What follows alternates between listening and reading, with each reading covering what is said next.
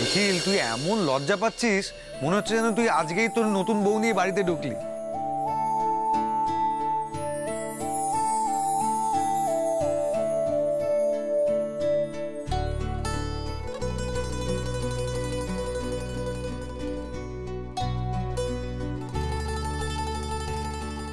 আমারও তো তাই মনে হচ্ছে, আবার নতুন করে সব শুরু করতে হবে।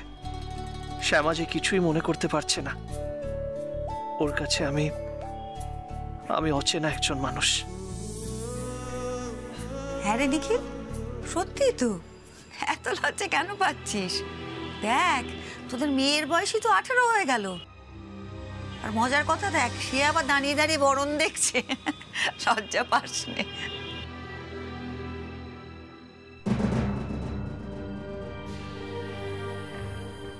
আরে এতদিন দূরে দূরে ছিল, এখন কাছে আসতে একটু লজ্জা তো হবেই। তা ভালোই তো লাগছে, মনে হচ্ছে ছোট ছেলের আবার নতুন করে বিয়ে দিচ্ছি। বাবা, তোমার বড় ছেলে কি দোষ করলো বলো তো? তারও আরেকবার বিয়ে দিয়ে দাও। কি পাপিয়া, আরেকবার মালা বদল হয়ে যাবে নাকি? হ্যাঁ, এই তুই চুপ করবে?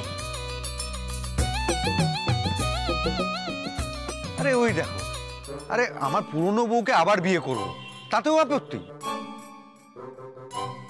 মা, তুমি বরণ করা শুরু করো তো, না হলে তোমার বড় ছেলে থামবে না।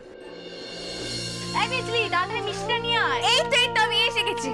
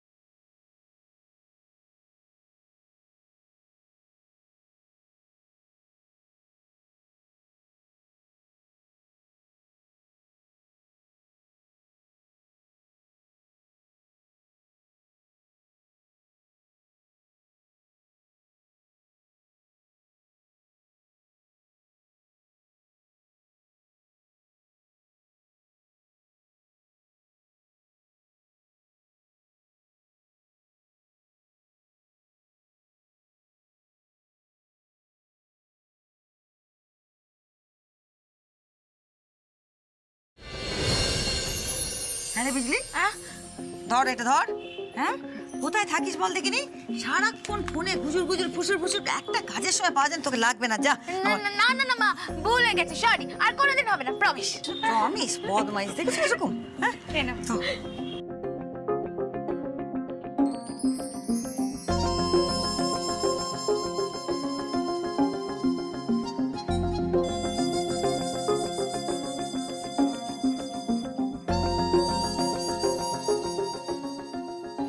কই বড় বৌমা, জল দাও।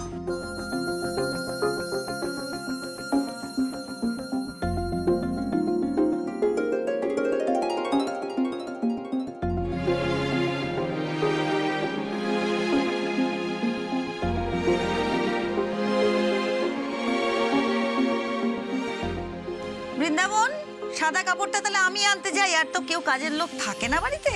না না মা, জানি এই তো আমি যাচ্ছি।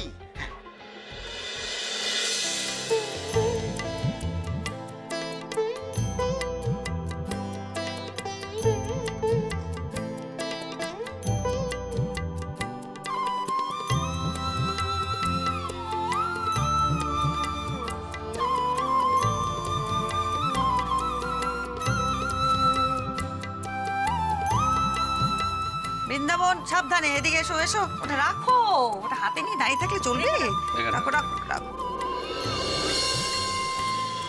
নে এবার দুধে আলতায় পা ডুবিয়ে ঘরে ঢোক।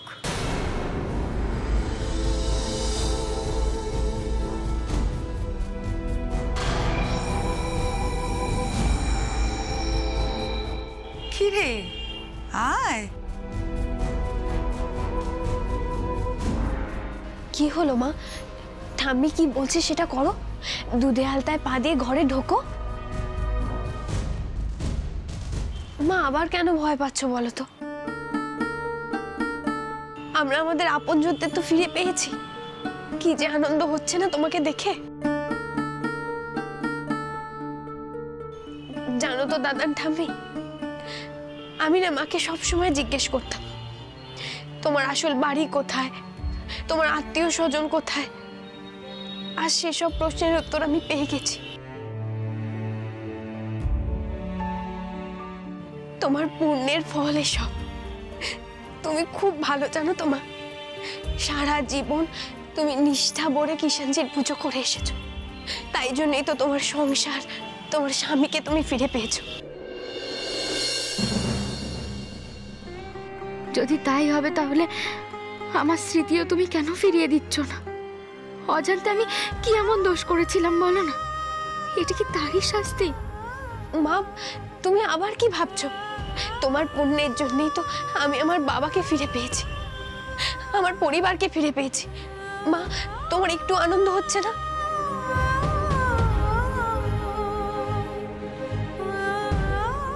আমার মনে এত দ্বিধা থাকা সত্ত্বেও সব কিছু মেনে নিয়ে এই বাড়িতে ঢুকছি, সে তো শুধু তোর জন্যই রে মা।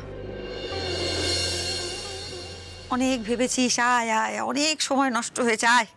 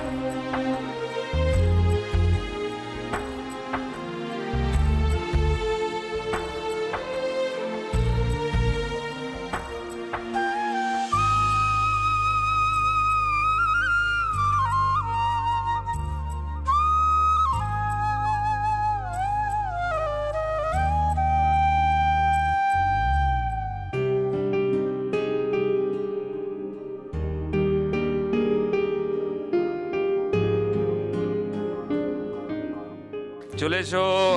এখানে এখানে এখানে। আয় বাহ বাহ। আয় আয়, ওরম করে থাকে, এত কিসের ভয়? আয় আয়, নিজের বাড়ি তো। হ্যাঁ ও বড় বৌমা, বলছি যে ওদের ঘরটা একটু সাজিয়ে গুছিয়ে নিতে হবে তো। আর আমার তো সেই বয়স নেই যে ছেলে বউয়ের ঘর সাজিয়ে দেবো, বলো। মা তুমি এসব নিয়ে একদম চিন্তা করো না, আমি বৃন্দাবন আর বিজলিকে নিয়ে গিয়ে ঘরটা সুন্দর করে সাজিয়ে দেবো। সে আমি জানি, তুমি পারবে, সব দায়িত্ব নিয়ে করবে। ও দেখেছো, ভুলেই গেলাম, দেখো কেমন শুকনো মুখে দাঁড়িয়ে আছে সবাই। খাওয়ার ব্যবস্থা করতে হবে তো। হ্যাঁ গো, শুধু গিন্নিদের বগল দাবা করে দাঁড়িয়ে থাকলে চলবে? তাদের তো খেতেও দিতে হবে নাকি? চলো চলো, হ্যাঁ শ্যামা চল। হ্যাঁ সবাই চলো। হ্যাঁ দিদি ভাইরা চলে এসো, খেতে বসবো আমরা। চলে এসো চলে এসো চলে এসো। কোথায় বৃন্দাবন? সরো।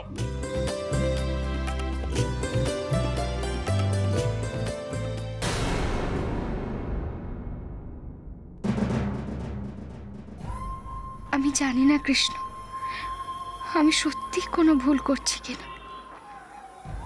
এরা যে আমার পরিবারের লোক, সে কথা যে একবারের জন্য আমার মনে পড়ছে না। আর কৃষ্ণের বাবুজিকে নিজের স্বামী হিসেবে মানতে আমার যে কেমন একটা অস্বস্তি হচ্ছে ঠাকুর।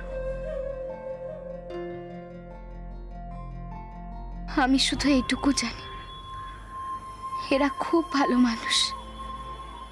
এরা আমাকে চিনতে পেরেছেন বলে আর আমার মেয়েটার মুখের দিকে তাকিয়ে আমি সব কিছু মেনে নিচ্ছি। আমাকে তুমি পথ দেখিও কৃষ্ণ, এদের সবার মনের আশা যেন আমি পূরণ করতে পারি। আর যদি কোনো দোষ ত্রুটি হয়ে যায় তাহলে তুমি আমাকে ক্ষমা করে দিও ঠাকুর। শ্যামা, আমি তোমার স্বামী এটা না জেনে আমাকে স্বামী হিসেবে মেনে নেওয়াটা তোমার মতো মেয়ের পক্ষে ঠিক কতটা কঠিন তা আমি বুঝি। একদিন ঠিক আসবে যখন তুমি আমাকে চিনতে পারবে, তোমার মনে পড়ে যাবে যে তুমি তুমি তোমার এই নিখিলকে ঠিক কতটা ভালোবেসেছিলে। কৃষ্ণের বাবুজিকে শ্রদ্ধা করা যায়, কিন্তু স্বামী হিসেবে ভালোবাসা যায় কিনা সেটা আমি জানি না। আমি জানি না আমি কোনোদিনও ওনাকে ওনার প্রাপ্য মর্যাদা দিতে পারবো কিনা। পারবে শ্যামা, আবার আমাকে বিশ্বাস করতে পারবে, ভালোবাসতে পারবে। কত ভুল বুঝেছি তোমাকে শ্যামা,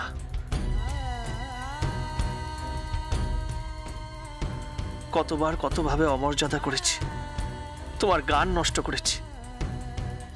কিন্তু আজ বুঝলাম তুমি কোন যন্ত্রণার মধ্যে দিয়ে জীবন কাটিয়েছ। আমার মেয়েটা কতটা স্ট্রাগল করে বেঁচে থেকেছে। তবে একবার যখন তোমাদের ফিরে পেয়েছি, আর তোমাদের কোনো ক্ষতি আমি হতে দেব না শ্যামা। ক্ষমা করো, ক্ষমা করো আমাকে শ্যামা। আমাদের কৃষ্ণাকে আমরা নতুন করে জীবন উপহার দেব, আর কোনো আঁচ ওর গায়ে লাগতে দেব না।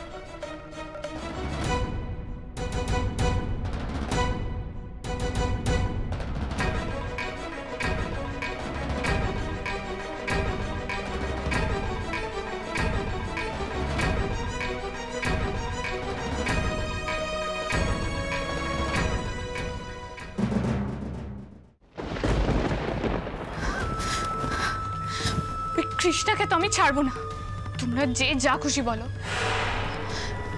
কাল পর্যন্ত যেই বাড়ির আশ্রিতা ছিল, একবেলা খাবার জোটানোর জন্য খেটে খেয়ে মরতে হতো, সে নাকি এ বাড়ির মেয়ে, আমার বোন। বোন মাই ফুট। কৃষ্ণা, তুই আমার মেয়ে।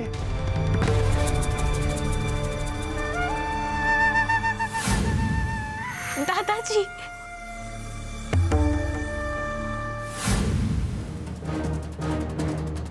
মুন্নি একমাত্র এই বাড়ির আদরের মেয়ে, আর তার আদরে যে ভাগ বসাতে আসবে তাকে আমি পথ থেকে সরিয়ে দেব। আমি একমাত্র এই বাড়ির মেয়ে। কোথা থেকে কে এসে বলবে সে পাপার মেয়ে, আর সেটা আমাকে মেনে নিতে হবে। একটি চড়ে তোমার গাল আমি লাল করে দেবো। বলো, কেন তুমি এরকম করেছিলে? আজ তোমরা সবাই আমাকে বকলে, এইবার দেখো আমি ওদের কি অবস্থা করি। তোমরা সবাই ওদেরকে ভালো মানুষ ভাবো, ভালো মানুষ তোমাদের খুব পছন্দ, তাই না? এবার দেখো ভালো মানুষের নাটক করে আমি ওদের কি হাল করি। মুন্নি,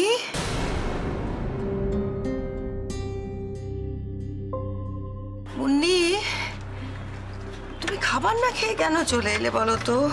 হ্যাঁ, খাবার পেলে আসতে নেই। আজকে বছরকার দিন, আজকে খাবার না খেয়ে খালি পেটে থাকতে আছে? বসো বসো, খাবে, এসো, চলো আমি বেড়ে দিচ্ছি। এই দেখ মুন্নি, তুই খাসনি বলে তোর এই বোনটাকেও খেতে বসাতে পারলাম না। বললো দিদি ভাই না খেলে আমি খাবো না। দিদি ভাই না খেলে উনিও খাবেন না, ন্যাকামি যত সব। না কৃষ্ণা, তুমি খেয়ে নাও, আমি বিকেল থেকে অনেক স্ন্যাক্স খেয়েছি, আমার আর খিদে নেই। না দিদি ভাই, তোমাকেই সবগুলো শেষ করতে হবে। আমি তোমাকে খেতে দেখে তবেই খেতে যাব, চলো। না, সেটা হবে না।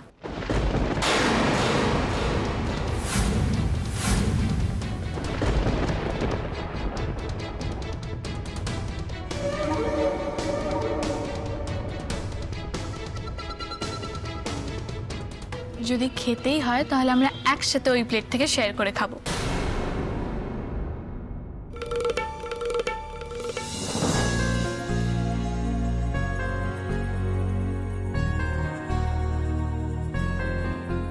কিন্তু দিদিভাই আমি তো নিরামিষ খাই। ওরে, আমি এই নিরামিষটাই নিয়ে এসেছিলাম আমার দিদিভাইয়ের জন্য। কি কৃষ্ণা, রাজি তো?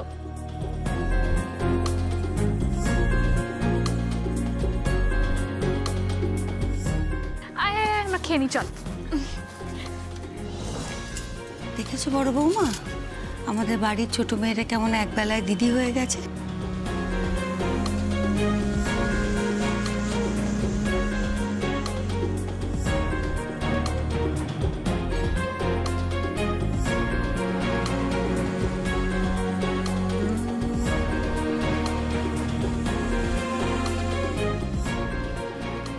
দিদি ভাই, তোমার এই বোন কিন্তু শহুরে আদব কায়দা জানে না। তোমাকেই শিখিয়ে পড়িয়ে নিতে হবে, তো তোমাকেই শিখিয়ে পড়িয়ে রাখতে হবে। শোনো, আজ একটা কথা তোমাদের দুজনকে বলে যাই। হ্যাঁ, আমরা দেখো, আমার তো বয়স হয়েছে, তোমার দাদাদেরও বয়স হয়েছে, তোমার জিম্মা, তোমার মা সবাই থাকবে, কিন্তু দায়িত্ব কাদের নিতে হবে? তোমাদের প্রজন্মকে, তাই তো? হ্যাঁ, আমি আর কতদিন, দাদান আর কতদিন। তোমরা দুই দিদি ভাই, আমার দুই দাদু ভাই, এরাই তো চৌধুরী পরিবারের স্তম্ভ। আর স্তম্ভ যদি ঠিক থাকে, পরিবারও মাথা উঁচু করে দাঁড়িয়ে থাকে। তাই বলছি, এইভাবে একে অপরকে ভালোবেসো। আমার দাদু ভাইরা যোগাবে শক্তি, আর আমার এই দুই দিদি ভাই হবে আলো।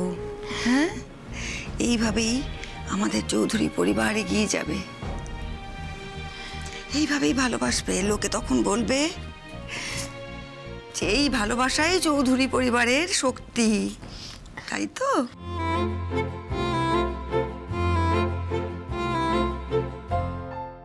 বড় বৌমা,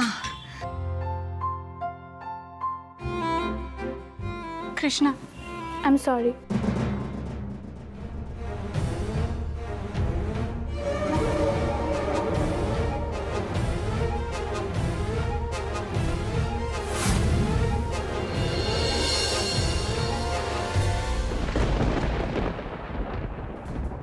ব্যাস দিদিভাই ব্যাস, ও বিষয়ে তুমি আর একটাও কথা বলবে না। আমি দাদানকেও বলে দিয়েছি, ও বিষয়ে যেন এই বাড়িতে আর কোনো কথা না হয়। কৃষ্ণা, আসলে আমি আর কিচ্ছু বলতে হবে না দিদিভাই, আমি সব বুঝতে পেরেছি।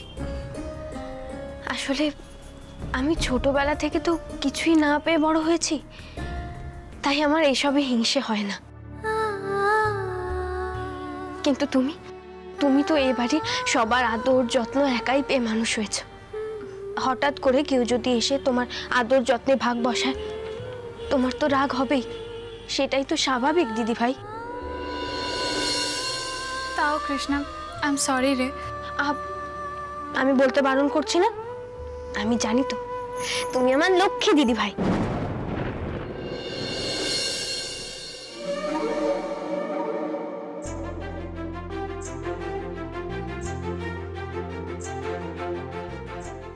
ঝোঁকের মাথায় একটা ভুল কাজ করে ফেলেছো।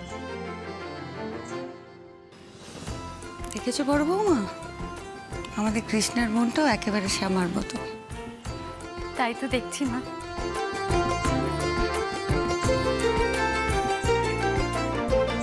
দিদি ভাই, বোনকে কিছু বলো। আমি আর কি বলবো ঠাম্মি, ও তো আমার বোন।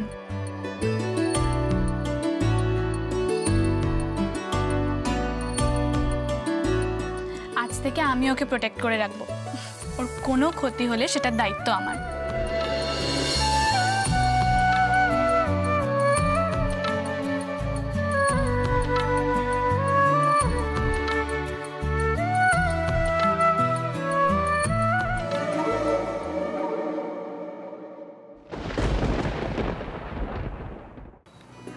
মা, এবার চলো, তোমার দুই নাতনির ভাব হয়ে গেছে, এখন আমাদের এখানে থেকে কোনো কাজ নেই, তুমি বরং খেয়ে নেবে। চলো চলো চলো।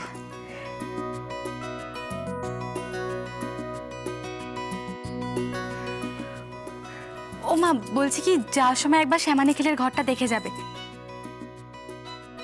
আসলে নিখিলের ঘরে শ্যামা এতদিন পরে যাবে তো, আমি না খাটটাকে সুন্দর করে ওই গোলাপের পাপড়ি দিয়ে সাজিয়ে দিয়েছি, তুমি গিয়ে দেখবে।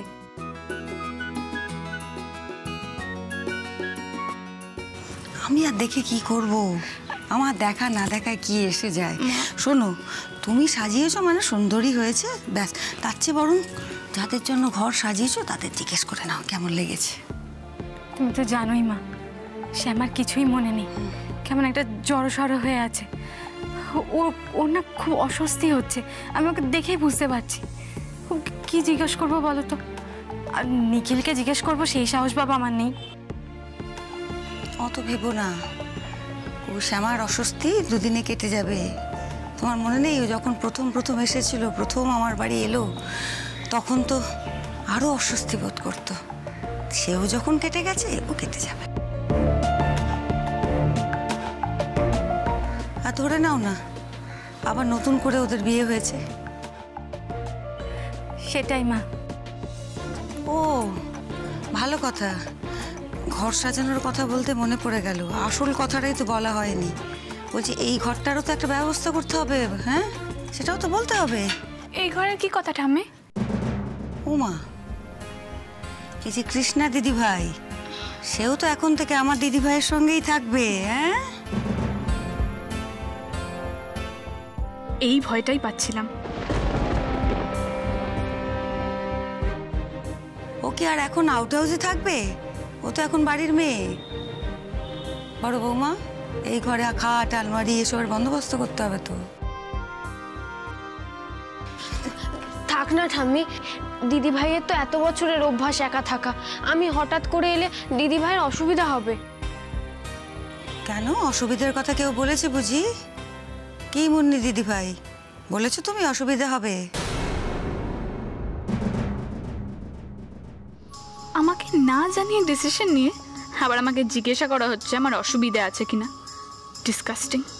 দিদিভাই ভালো বলে না বলছে, কিন্তু আমি জানি দিদিভাইয়ের একটু হলেও অসুবিধা হবে। শোনো মেয়ের কথা, হ্যাঁ? তা তুই কোথায় থাকবি তাহলে?